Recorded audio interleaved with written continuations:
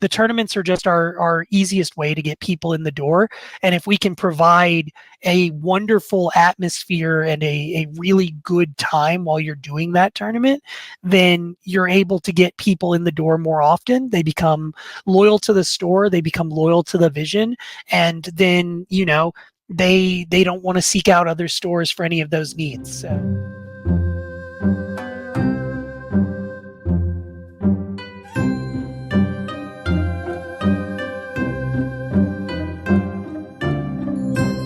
hello, everyone, and welcome to another episode of the Match Slip Podcast. My name is Frank, and on today's show, we're talking with Final Boss Games, located out in Arkansas, with store owner Remington. So before we get into that episode, I want to let everybody listening know that if you are listening to the audio version of this podcast, we are now doing the podcast in video form for release on YouTube. So if you prefer to watch the video version of the podcast, you could do it there, or you can continue listening to audio, whichever you prefer. But without any further ado, I would like to bring on Remington onto the program today to talk about his store, Final Boss Games. Remington, how are you doing today? hey, I'm doing all right, Frank. Thanks for having me. I'm happy to have you on. So, Remington, what can you first tell us a little bit about yourself before we get into the store?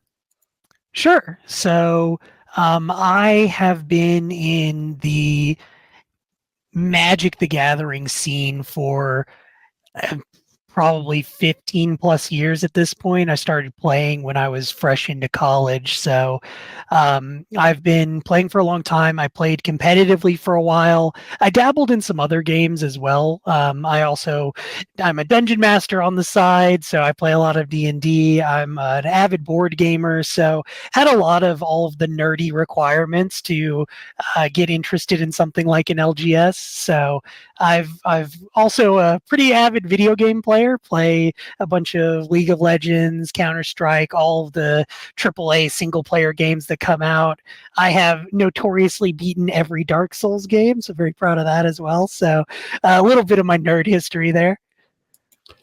So one of the things you touched on that I really found interesting was your competitive Magic background, and clearly you have a wide variety of games you play. So have you always had a wide array of interest in games? Because like myself, I've only ever really dabbled very much in the card games. Yeah, no, I'd say that growing up, all the jokes used to be that I was part vampire, I never went outside, yada yada. My beautiful alabaster skin would attest to that. But I spent all of my time indoors playing a bunch of different games. So I've always been kind of drawn to nerd culture as a whole. So high fantasy has always been very interesting to me.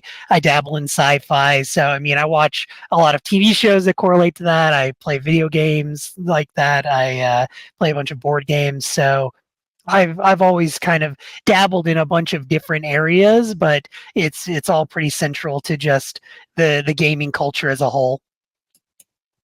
Where did the Magic the Gathering competitive side start? Have you been playing since 1993? Not quite 93, no. I would have been 2 then, but I have been playing since I was a kid. So I was probably 7 or 8 years old the first time my mom let me log into her Magic the Gathering account and play White Weenies versus some other people in casual. I mean, I didn't know what I was doing, but I was really interested in the game.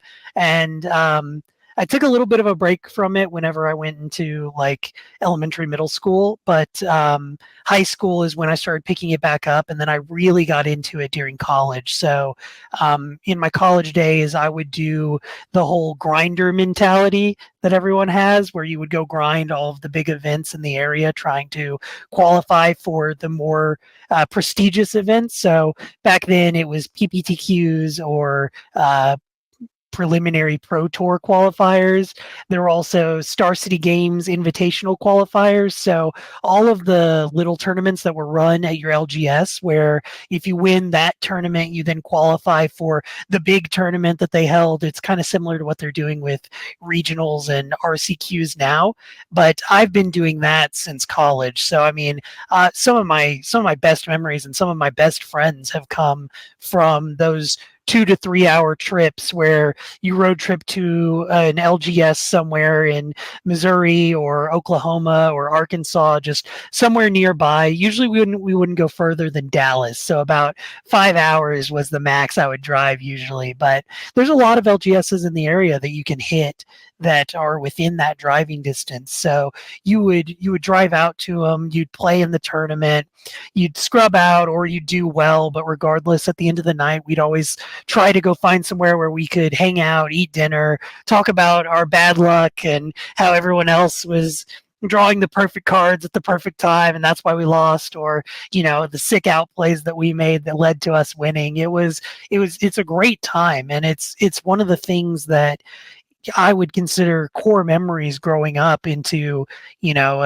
my early 20s was all of these traveling shows where you go out to go find these great tournaments that are hosted by all of these wonderful LGSs in the area, where you can then play competitive Magic, which is always just a beast in of itself, where you're constantly trying to improve your skills, get better, and take home that prestigious $100 or $200 grand prize, whatever it ended up being. But you would do that so that you could embrace that competitive nature that Magic can have to it, which is something that I've just always loved about the game.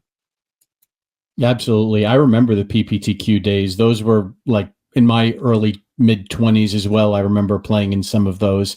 And you mentioned playing White Weenie, and I actually played White Weenie myself in a Perfect deck. PPTQ. I didn't.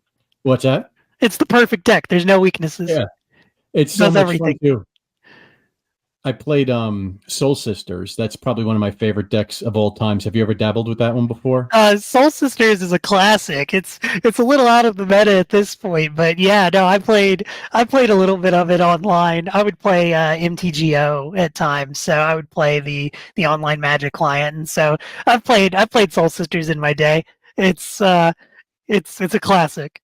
It really is. It's one of the decks that when I got back into the game after being away from it for so long, it was the first deck I built, and I think it was out of the meta at that point as well. But I didn't care. It was just so much fun to play. Yeah, that's where I started. I started with, your typical creature aggro decks, but as I learned more about the game and really kind of fell into my own as a player, I've always gravitated towards blue centric control style decks. I've notoriously done well with Jeskai control. I had a while where I was always on Jeskai control. I played that back in probably like 2013 to 2017 era, somewhere in there, and had a 2 day event I went to, a GP OKC, I want to say, where I was right after Dredge was the big boogeyman of the format, and I was the only Jeskai control player that day two. I remember that. It's one of the few good Magic memories I have, so I'll always hang my hat on that. There was one tournament where I could kind of get it done, so there's so many different ways to play the game, though. So that's part of the beauty of the game, right? Is no matter how you want to play it, there's a deck out there for you. Absolutely. Yeah. The amount of decks that are available at your disposal, especially if you don't really care necessarily about winning the event and you just enjoy the process of building a deck that works best for you. I mean, there's endless possibilities. And, I was kind of thinking with your passion for competitive play and how long you were playing for, I'm guessing with running the store and owning a business, is that become more of a challenge, I would imagine? Oh yeah, no, my dreams of being good at Magic are gone. That's the old Remington. That was me before I had a store. Now that I have a store, the joke I keep making to everybody is I've moved into the sensei arc of my professional career. I'm now helping the young people that are trying to make their way in the competitive scene. I'm facilitating a place for them to learn and grow their skills. So the competitive drive and kind of my love for Magic and other games, that's really what led into wanting to own an LGS. So being able to take some of those learnings and some of those great memories that I have from my trips to visit LGSs in the area and really trying to do what I can to give that to other people now. So being able to facilitate that dream for others is something that I'm really proud of, and one of the major benefits of owning an LGS. That's fantastic. Yeah, I could definitely relate to the whole not being able to play as much as you used to. I know when I started the podcast, that's almost what it became for me. I used to play, and more so now, I enjoy hearing the stories from owners like yourself. And it's more of just sharing in the memories of it at this point. And, I still love the game. I always will. But isn't that interesting how you go from getting into it because of your love for it. And then as time goes on, the ability to interact with it kind of unfortunately fades. Yeah, no, I feel like Red Skull in game, where I guide others to a treasure I cannot possess myself now. It's very much just you're surrounded by magic all day. You're surrounded by Pokemon all day, and you're surrounded by people playing board games and D&D. And this is something that I love to be able to watch. I love knowing other people are enjoying themselves, and that the place that I've created enables them to do it. But you definitely miss it. I think if I didn't own the store, I still would be out there going to tournaments every now and then. So it's an awesome feeling to be able to give that to other people, though. Without a doubt. And what can you tell us about the origin of how Final Boss Games came about? When did you start it? What we know that your love of games made you want to start it, but what was like the turning point, and how did it all come together? So it's been a long time coming. This has been a dream of mine and my partners. So I'm an owner of the store, but there are two other owners as well, named Bennett and Trevor, and they really were the catalyst that ended up creating this reality. So we've I've known Bennett for over a decade at this point. We've been friends for a very long time, and we've always talked about opening our own store. But it was always kind of in that jokey, haha. I bet we could do it. I bet it would be awesome. But we never actually were going to do it. And then COVID hit, and we were indoors for a long time. We weren't able to participate in LGSs, and we really started thinking about it. We started putting a plan together. We started thinking about the things we would try to do to differentiate our stores from some of the other stores in the area, and just other stores in general. Just, if we actually did it, how would we do it the quote unquote right way, the way that we thought would bring the most joy to our community, which is truly what kind of binds the three of us. I remember we were sitting at a Beef O'Brady's the first time we met, and we were actually talking about moving forward with this. And the three of us were talking about kind of what our overall goals were. And all three of us, without even flinching, said it was to grow and expand our communities, not just for the games that we play, but for all of the games that we could help facilitate. So originally, it was Magic, which is Bennett and my thing. We're really into Magic. Trevor is more of a Pokemon nerd. He had an amazing collection. He had a lot of really good ideas for what he could do to unify the Pokemon community in the area. And that kind of became the foundation for Final Boss Games. Was what can we do that will bring the community together and get these large in-store events where you're having these big F&Ms that people are proud to be a part of. You're running these league challenges that have so many people around that it feels like an event in of itself. Obviously we're running a tournament, but when you can have that critical mass of people that make it feel like, wow, I'm really a part of something here. This feels cool to be involved with. That's really what we wanted. That feeling of community and a sense of belonging for everyone in it, and feeling like, this is my LGS. This is the store that we go to when we're trying to build some of those same core memories that really kind of escalated this idea in our head that we were going to do it one day was that we could provide those same memories to other people, and that's really been what kind of started it, and it's been our guiding principle ever since. I would say that we haven't strayed from it yet. And how do you and Bennett and Trevor, how do you, the three of you, split up the responsibilities managing the day to day? And what is each of your day to day responsibilities? Yeah, sure. So, we like to think of ourselves as kind of three stores in one. We have a magic store, which is run by Bennett. He's got a huge collection that kind of helped us with our starting capital to get the store up and running. So he runs the magic portion of the business. And then we have Trevor, who is running the Pokemon portion of the business.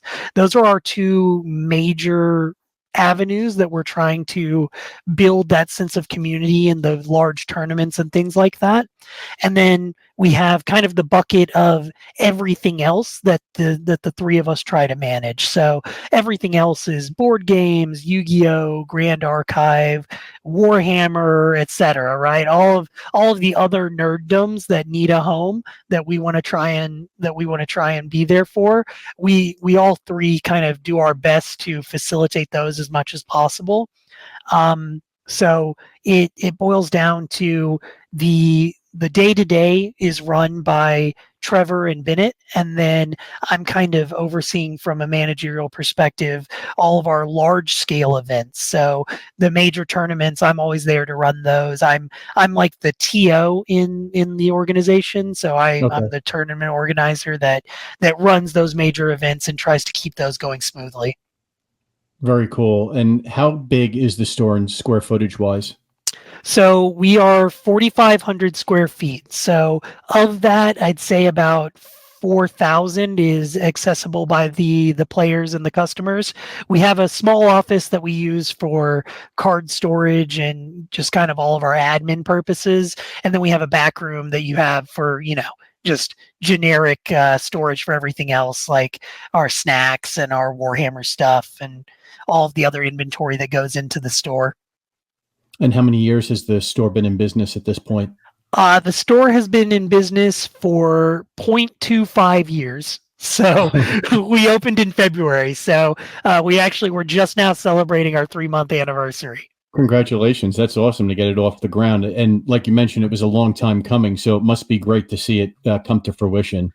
Oh yeah, no, it's been magical to see just kind of the response we've gotten from the community, just the amount of people that have shown love and support to help make the store what it is. It's been phenomenal to be a part of. I mean, there are times where you're sitting in a 60-person F&M and you're just looking around at all of the people that have come to support the store and really have bought into the idea that we're selling of trying to make this community as large and as inclusive as possible has just it's been magical.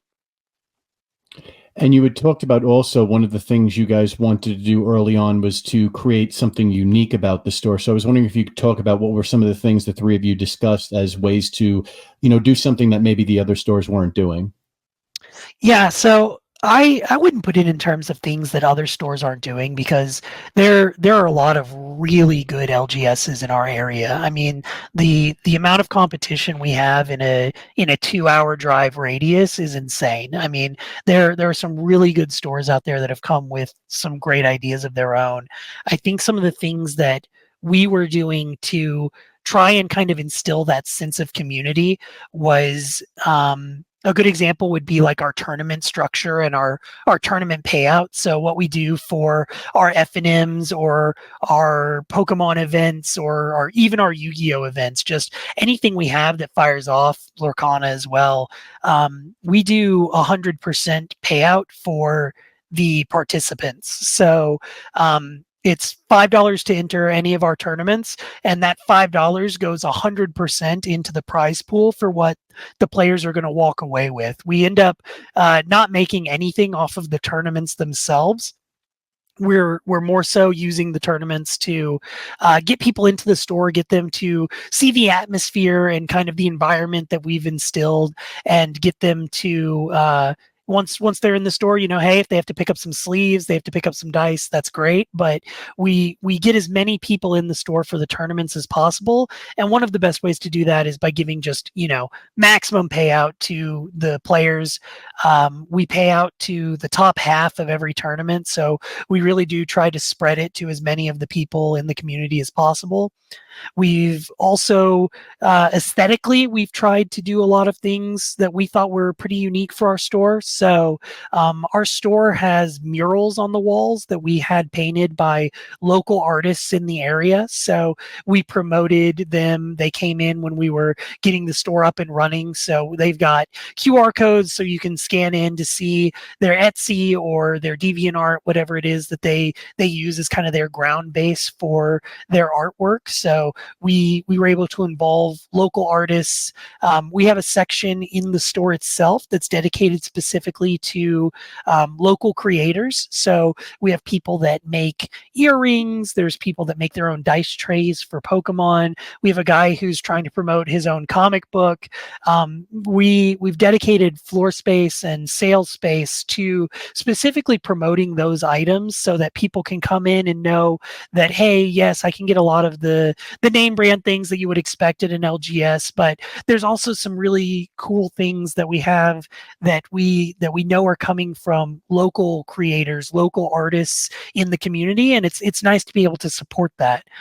We have someone who's created their own board game. It's super sick. He came in, he gave us a copy for the store. We've had people play it, and it's just, yeah, we were able to sell things that are created by local artists, local creators, and also we're a throughput. So we don't even inherently sell all of the things that we're promoting. A lot of them are just there so that we can connect the community with creators. So we'll do the same thing where they have a QR code you can scan, and that'll take you to their personal store. So you're shopping with them online. So we aren't even necessarily making a profit off of this so much as it is we're providing a space where these local artists and local creators can get in touch with the community, and the community can support people in their local community as well. So it gives us the opportunity to kind of be that middle space where everyone from content all the way down to consumer are connected, and we really think that's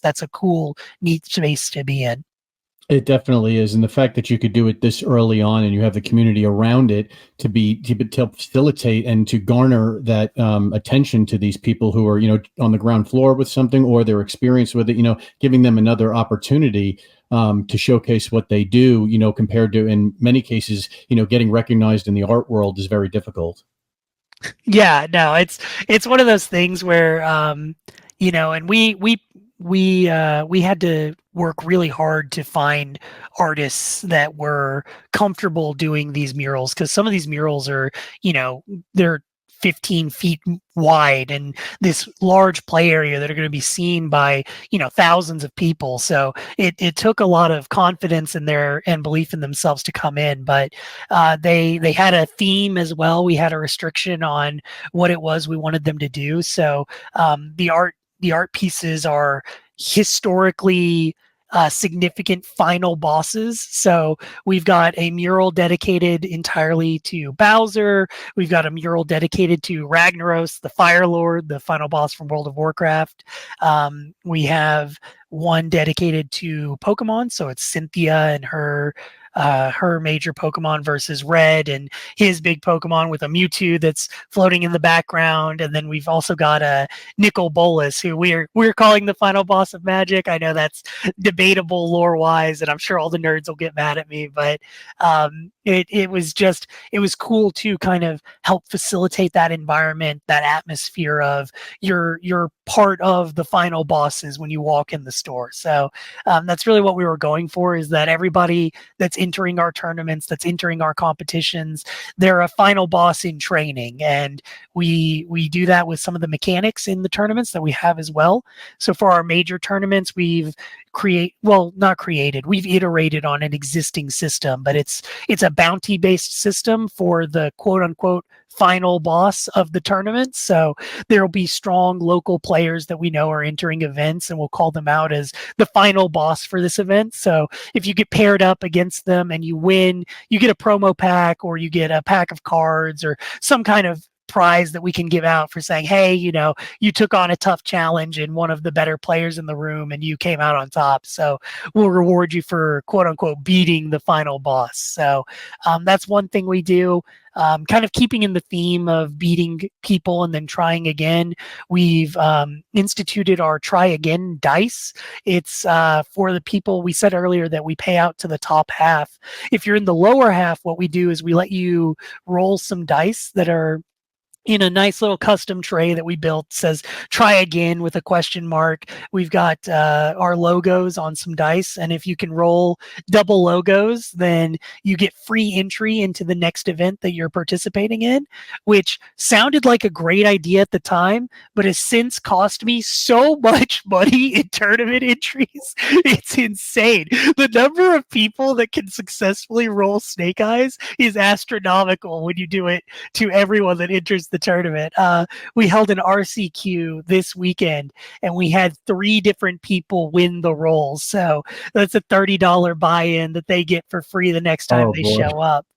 But that $30 still goes into the prize pool. It really does follow the mantra of we are just throwing the tournaments to try and build the community as much as possible, and doing fun things within the tournament, I think helps drive that point home.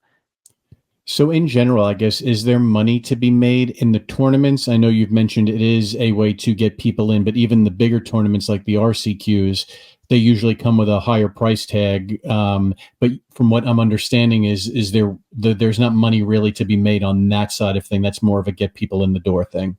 Yeah, absolutely. The tournaments they're loss leaders, so they aren't there to be the central point of profit. They're there so that people are engaged with the store. They can have an event, an activity, something to look forward to that brings them into the store, and then everybody that has a game that they're playing, they have needs for that game. If you're playing Warhammer, you need dice, you need minis, you need paint. If you're playing Magic, you need sleeves, you need dice, you need play mats, you need binders for your cards.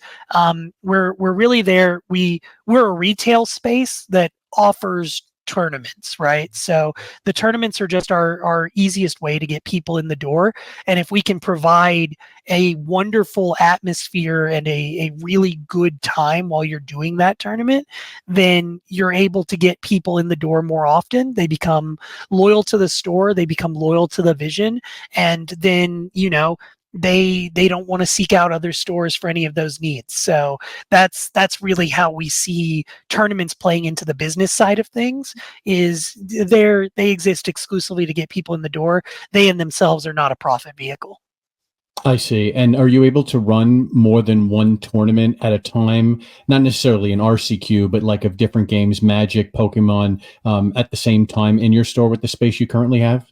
Yeah, absolutely. So we have space to seat up to 120 different players, and that's a lot of room for many different games. So on any given night, we'll have 3 or 4 different events firing off, and they just take different corners of the room and kind of spell out from there. So I know on Fridays, for instance, we have our Commander F&Ms, which are averaging around 40 people a night. We have those going on simultaneously with our modern F&Ms, which are getting 10 to 15 people, and then we have that running simultaneously with Grand Archive, which gets around 8 people in the door. And while that's going on, you have people playing board games, you have people playing Warhammer at the Warhammer tables.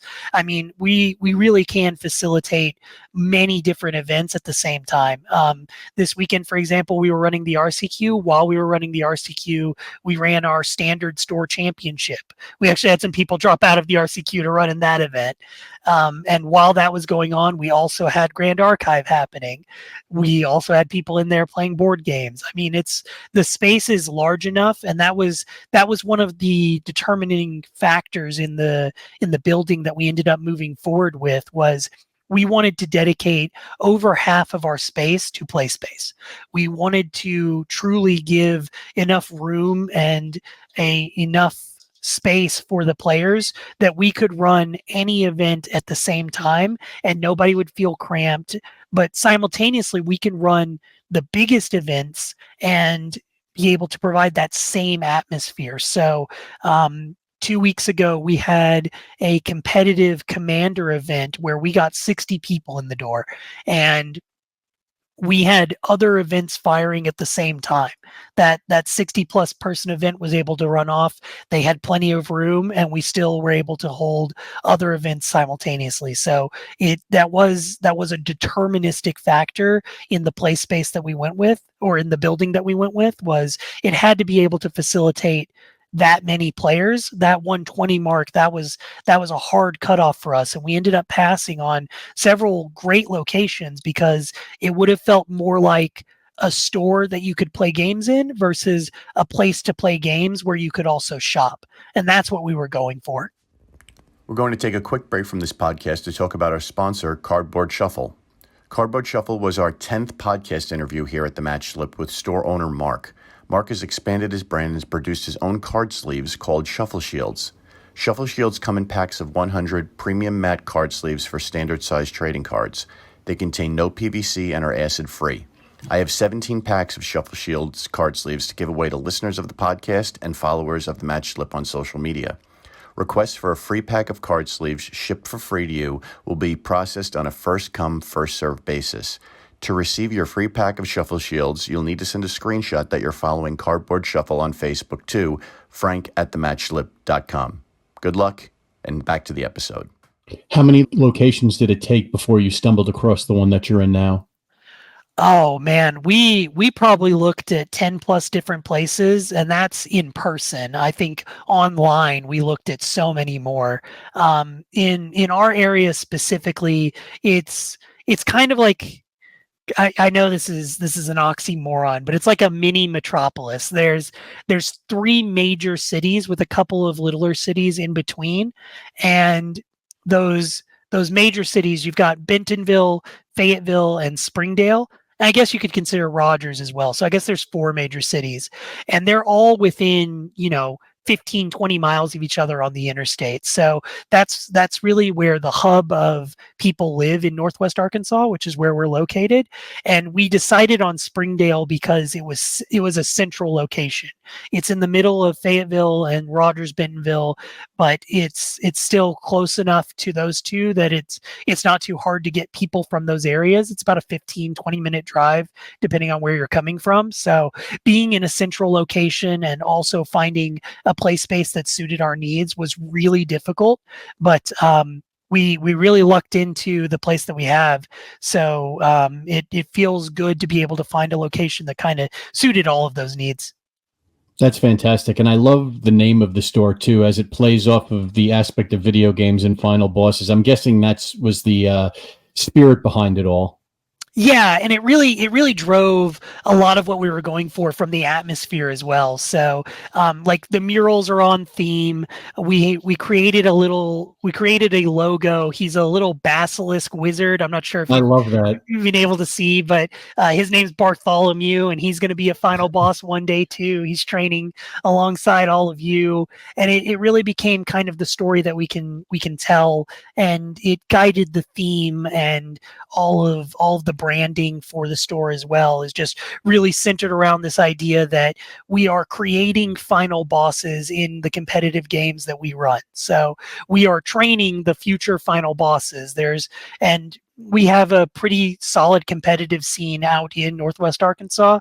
We used to have people, we would, for 2-day events that were in the area, we would have easily 15 to 20 people deep that are coming from our LGSs. So it kind of fits the narrative of the community, as well as kind of the internal theme and the internal branding that we were going for. So the name kind of came to us, and we were on names for weeks. We were going back and forth, but the first time that we suggested Final Boss, it really stuck.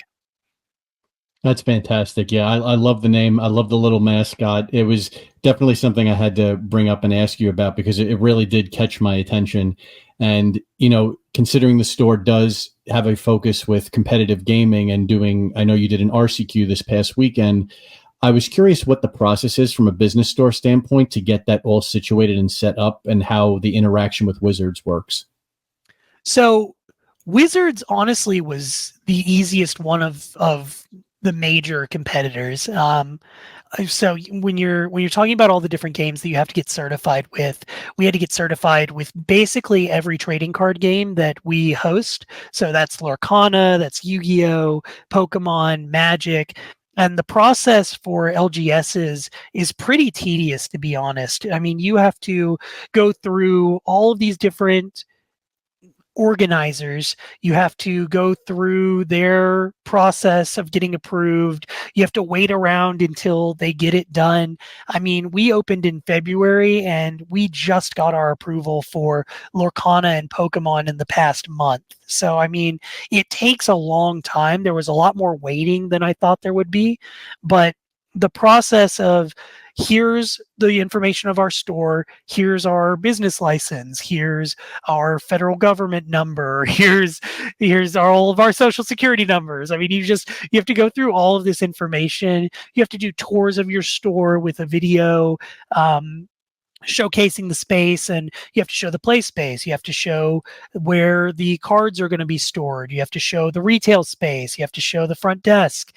You have to meet all of these requirements for these stores to prove that it's you, and they do it for a valid reason, right? Like, sure, it's a little bit tedious, but they're doing it so that nobody can just say, hey, I'm a store, give me distributor prices on product, and then they're doing it just to buy themselves product. It's not actually for a location. Like, I understand the necessity for it, but when you're doing it for all the different organizations, it definitely was an arduous process. It took us a long time to get through it all, but that being said, it's worth it because once you are recognized, you're quote unquote official, then it becomes a lot easier for you to host those important tournaments that actually matter to the players, specifically the competitive players, right? They aren't going to go to an LGS that doesn't have the ability to give them points for the circuit that will lead to them going to the pro tour for their specific game, right? So that's super important to our customers. So it was very important to us. So right now we're an official store for all of the major card games, and we're working on getting premium status with Wizards specifically so that we can host even bigger RCQs. Oh, that's awesome. How far along are you with that? We applied in February, so we're in the sit and wait period. We're just hoping they get to our application soon and they can approve us as a premium location. That's awesome. I hope it all happens. I'm sure it will based on all the precautions you guys are taking. So, when I think about competitive play, since it's something you and I are both clearly passionate about, um, you had mentioned modern tournaments at your store, and modern's my personal favorite format. And I thought it's great that you're getting 15 people to turn out for those events because sometimes I hear a lot lower numbers of people attending modern events these days. Do you think the reason for that is purely for the fact of the cost of the deck, or is it the difficulty of playing the decks, or a combination of both? I imagine. I think when you're talking about modern specifically, there's a lot of Mhm. things that work against it, and it's the same problems that started working against Legacy back in the day. So Legacy as a format, I mean, obviously has dwindled from where it once was, and there's any combination of reasons. I think Legacy obviously has the reserved list, which plays a lot more into it than it does with Modern. Those cards that they're just never going to print again. So Modern at least doesn't have that problem, but Modern does have the problem of cost. I mean, you're looking at pretty expensive decks, but I don't think that cost is the only reason because right now the most popular format in Magic is Commander, and a Commander deck, especially the competitive Commander decks, those are going to cost astronomically more money than your modern decks are. So if people want to play the format, they're going to play the format, right? If it was just money, that wouldn't be the only thing that was working against it. I think that there's also the aspect of Magic players just are trending more towards Commander in general. I mean, with like I said in our numbers, we see way more Commander players than we do Modern players, and I think that that's for a litany of reasons. So there's the cost factor, there's tedium with the metagame. So I know that there's specifically there's controversy, if you want to call it that, around the Modern Horizons sets, just kind of their prevalence in the format as a whole. I Right. know I was looking at something not too long ago, and it was something like 60 to 70% of cards outside of basic lands or Modern Horizons cards in the top 10 meta decks. They're all utilizing the most recent sets, and it's clear that Wizards has seen that if you print more powerful spells, people are going to play those because you have to remain competitive. So the Modern Horizons sets, I mean, we've got Modern Horizons 3 that's coming out soon, and I think that that's going to be a big hit. I mean, you have more lifeblood being injected into these non-rotating formats, but it is turning them into kind of pseudo-rotating formats now. Exactly. Yeah. Every Modern Horizons is the new rotation. So I think there are people that have problems with that, and you've seen them kind of fall off. They don't really want to play competitive anymore. They would rather go play Commander now. So I think that modern's faced with a couple of difficulties, especially as it pertains to getting those major players. But I still think that of the competitive formats between modern, pioneer, and standard, modern is still the most popular of those three. I mean, we had 24 people for our pioneer RCQ this past weekend, which was a bigger showing than I was expecting. Like it was awesome to get that many players. And I think once RCQ season rolls around for modern, we'll see a slight increase in RCQ participation. At least that's what I believe. I could be wrong. I still do believe that modern's the most popular of the competitive 60 card formats. I just don't think that Magic the Gathering is a 60 card game anymore. It's now a 100 card game with a commander, or 99 cards with a commander. Commander is now the format for Magic, and we're learning that since opening our store.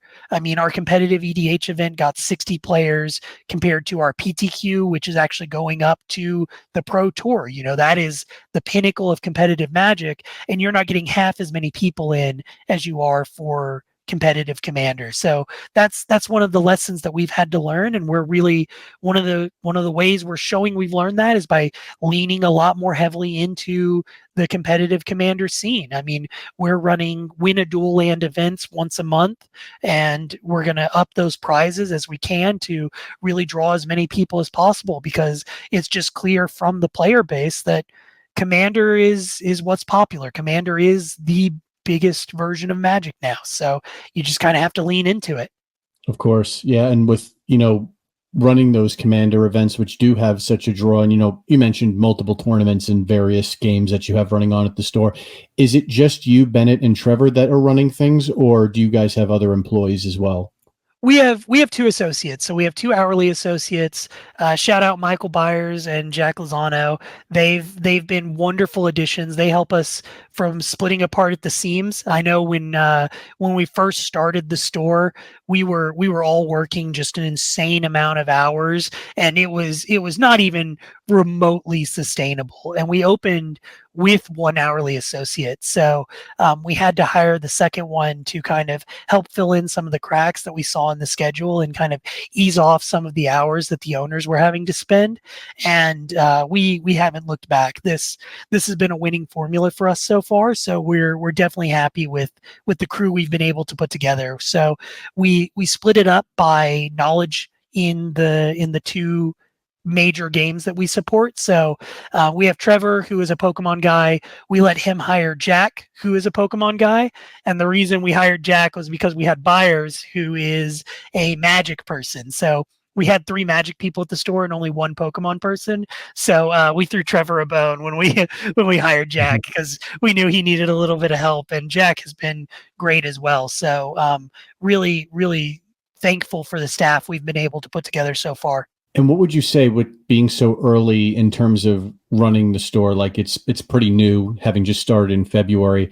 What have been some of the biggest lessons learned thus far? And also on the flip side of that, what's something that's gone really well that you maybe either didn't anticipate to go so well so early, or something that you had worked really, hard to make that particular thing happen? So like a plus and a minus thus far. So I would say the plus, and it's something that we kind of hoped for, but it was never something that we would have imagined. And that was the outpouring of love and support we got from the community for our grand opening event. That grand opening event was it is an established core memory in our brains now from the mass amount of people that showed out. We did an event that was for our grand opening where we were going to give special door prizes to the first 50 people that entered.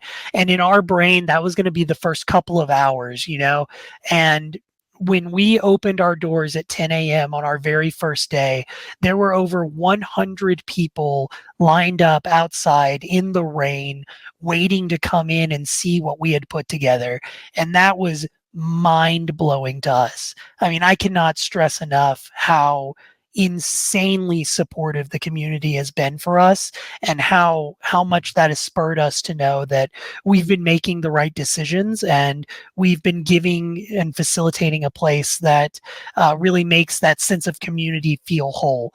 And that one opening day was one of the craziest experiences of our lives.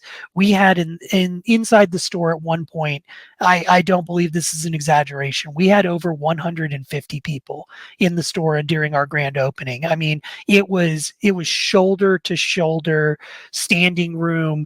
We had people sitting down. And what's insane is we still had space left over. I mean, the retail area was a little bit packed, but there were still tables. There was still table space for people to sit down. We had people jamming a cube. We had people just playing Commander as they walked in. I mean, it was one of the craziest experiences we've had, and we cannot thank the community enough for coming out and showing that love and support to us. So that's the biggest plus we had. That right there was everything that we wanted. We got to feel everything we wanted to feel out of opening a store, and we did it within 10 seconds of opening the store. So it was an absolutely amazing experience. That is absolutely incredible to have that type of a turnout day one, just starting something. You don't normally hear success stories like that right off the bat. So, with that positive in mind, now if we go to the opposite side, what are some of the difficulties that you guys experience running a game store this early on?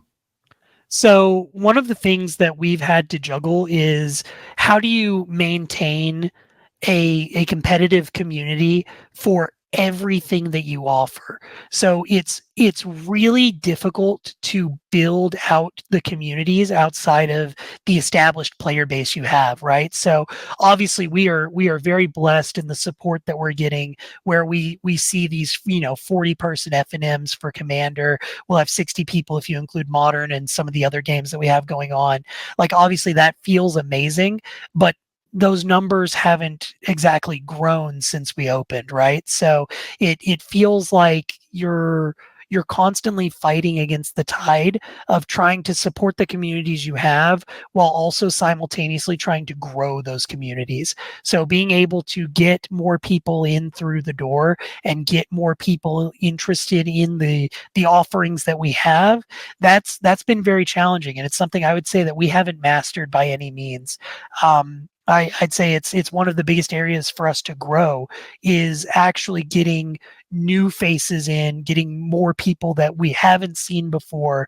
And a lot of that's going to come with time, word of mouth. Eventually people will figure out, or they'll come try out the store and they'll say, hey, that was a great time, I want to do this more often. But that's really more of a trickle effect. And I think that we need to do a better job, just from a business perspective, of reaching out to people that are potential community members but haven't quite taken the leap yet, and what we can do to get them into through the doors. I think that that's something that we definitely need to grow on, and it's not something that we've done a particularly great job of so far. Are there any marketing efforts that you've done thus far to try to draw more people to the store? Our marketing has been almost exclusively through social media. We did have a news piece about us during our grand opening, but that was more of the spectacle of having that many nerds in one place. I think it was just kind of cool to see all of that support. So that helped us get our name out there, but everything else has been pretty much through social media exclusively. So we've had some ideas about how to grow from there, reaching out to local high schools or colleges and saying, hey, we're doing a learn to play event, or hey, we're doing this special offer if you come in with this code. There's ways to do it, but none of them have really felt as accessible as kind of social media marketing has. And shout out to Emma, who was our social media manager. She did a great job marketing the store as we were first opening. She's since kind of handed the reins over to us as the owners, because we want to post every day about some of the cool things we have, or some of the events that are happening, some of the turnout, who's winning the tournaments, things like that. So it was a bit much to go back and forth on that, but social media was kind of our main avenue of outreach, and we're trying to figure out what our next step is from there. Have you thought about like doing any conventions, like either vending at them or going to participate in any way? Yes, we have. We're participating at AdventureCon in May.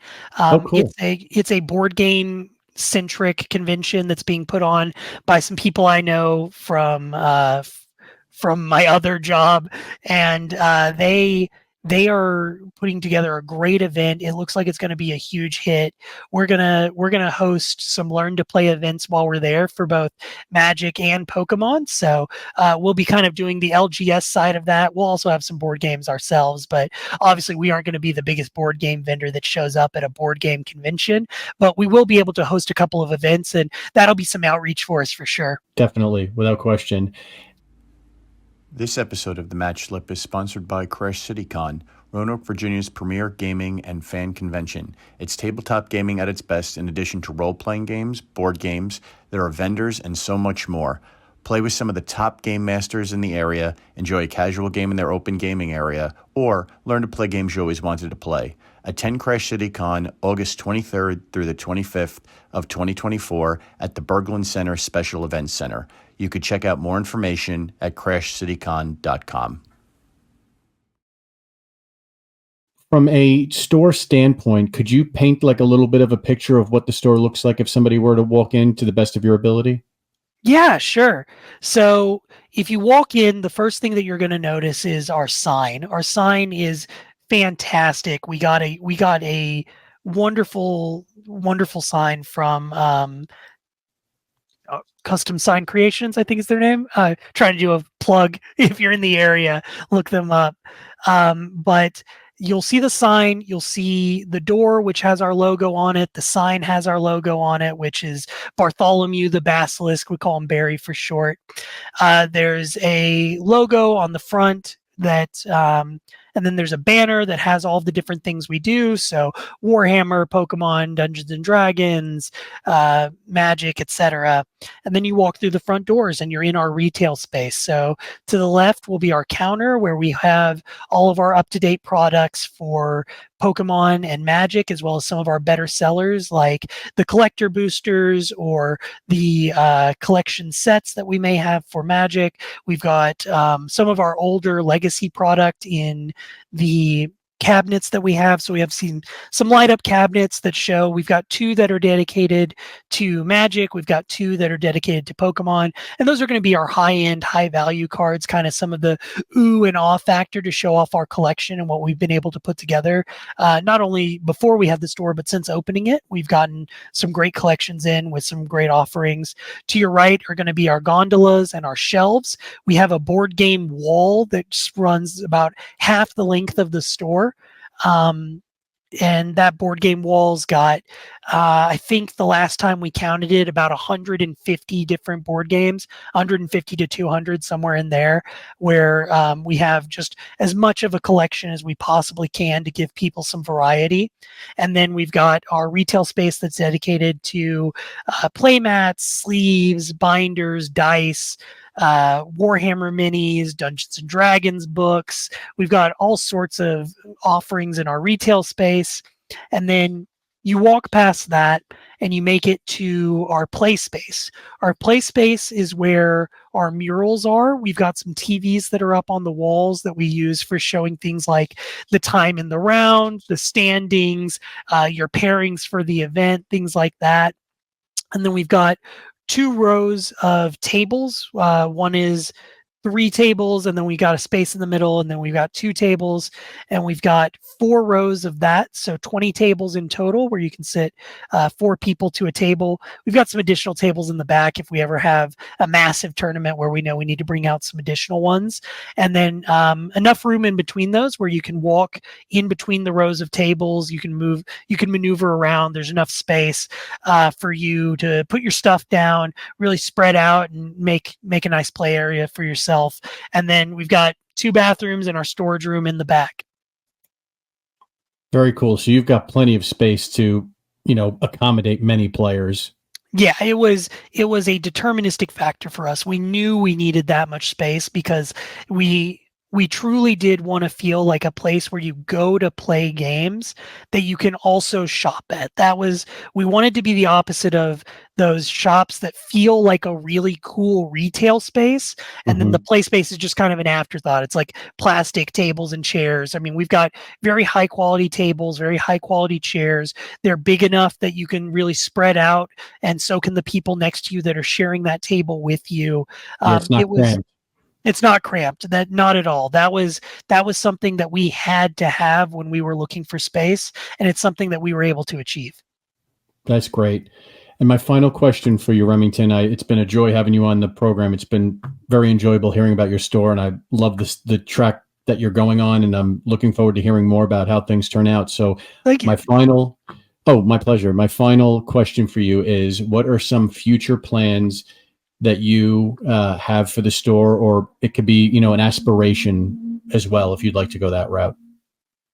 So I think my vision of where we can go with the store is rooted in what we can offer to our player base. So what I want us to be doing is every weekend, I want us to be hosting what I'm qualifying as major event. So if that's Lorcana, that's a win-a-box, or, if it's Yu-Gi-Oh, it's something like a win-a-box, or it's a qualifier for the regional championships or the pro scene there. For Magic, those are your PTQs. For Pokemon, it's your league championships. We're trying to put together a Warhammer league where, you're playing for some competitive aspect there. Like, really, we want to be hosting major events every weekend. We dedicated so much of our store to the play space, so we really want to utilize that and host the biggest tournaments that we can. Part of that is getting that premium status with Magic so that we can host double RCQ invites, so you can draw more people in that way. You host bigger prizes for your competitive EDH tournaments, so those competitive commander tournaments, we're going to go upping the prize pool. Right now it's dual lands. In the future, maybe it's much more desirable cards. We've got a Soul Ring in the case that's worth over 1,000, things like that. Really, really upping the stakes of what we can offer so that we can see the community come together and show their support for those higher stakes tournament, showing out in numbers, and then we continue to just host the bigger tournaments. I think that our mantra since we opened the store is we want to host the biggest tournaments that are run as well as possible while offering the best customer service possible in our sales area. So really driving to that dream. I think that's our goal over the next several months. Perfect. And for everybody else that's listening that would like to either get in touch with the store, learn more about the store, where can they find out about Final Boss Games? Yeah, so finalbossgames.com is our website. On there, you can find everything that we offer for our events, as well as our inventory. We do online shopping, so if you want to buy anything, or you could always come check us out. We are in Springdale, Arkansas, at the Point Place Center Shopping, or the Point Place Shopping Center in Springdale, over by JJ's and the Hobby Lobby, so you can't miss it. It's right off the interstate, and we really, really would look forward to seeing anyone that wants to come out and give us a visit. Awesome. And I'll be sure to put a link in the show notes so people could find out more about your store. Remington, thank you again for coming on the program. Hey, thank you for having me. It's been a blast. Definitely. My pleasure. And for everybody else listening, if you'd like to learn more about the stores we visit in person, you could do so by going to thematchslip.com/newsletter. Additionally, as a reminder for everybody listening, the podcast is now in video form as well, so you could check it out on YouTube. But for all of you listening, I want to thank you for tuning in to this week's episode, and we will catch you all in the next one. Take care.